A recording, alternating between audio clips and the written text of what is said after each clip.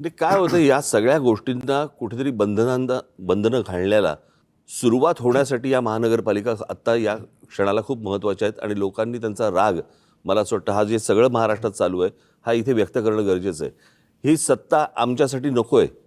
परंतु ज्या काही गोष्टी होत आहेत याच्यावरती जर बंधनं आणायची असतील, त्याला सुरुवात जर समजा करायची असेल तर मला असं वाटतं महानगरपालिका आत्ता ही गरज आहे, ज्याच्यासाठी खास करून मुंबई, ठाणा, पुणा, नाशिक, तुमचं मीरा भाईंदर असेल, कल्याण डोंबिवली असेल, इतर सगळ्या महानगरपालिका इथे लोकांनी आता राग व्यक्त करणं गरजेचं आहे। काय होतंय लोकांकडनं जर समजा त्यांनाच मतदान होत असेल, बाकीच्या गोष्टी सोडा, ते माघारी घेऊन पैसे देऊन काहीतरी ते माघारी घ्यायला लावणं वगैरे वगैरे, पण लोकांनी जर समजा मतदानातनं राग व्यक्त नाही केला तर मला असं वाटतं की ते मग आपण म्हणतो ना नंतर की ते राजानं मारलं काय आणि पावसानं झोडलं काय, तक्रार कोणाकडे करायची?